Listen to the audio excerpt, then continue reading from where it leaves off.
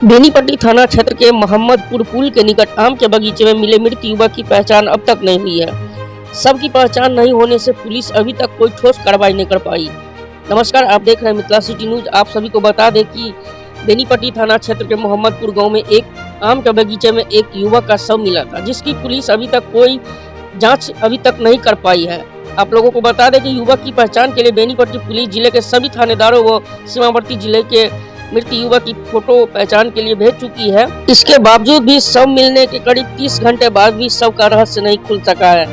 गौरतलब की बात है कि सोमवार की सुबह मोहम्मदपुर पुल के निकट एक युवक का गला कटा हुआ शव बरामद हुआ। अपराधियों ने युवक के गले को धारदार हथियार से काटकर हत्या कर दी थी। युवक ने लाल रंग का टी शर्ट व जींस पैंट पहना हुआ है। युवक के पॉकेट में कोई पहचान पत्र अथवा कोई सामान नहीं बरामद हुआ, जिसके कारण पहचान को लेकर माथापच्ची जारी है। इस संबंध में बेनीपट्टी के एसएचओ सह पुलिस निरीक्षक सीताराम प्रसाद ने बताया कि सबकी पहचान कराने के लिए सारे प्रयास किए जा रहे हैं।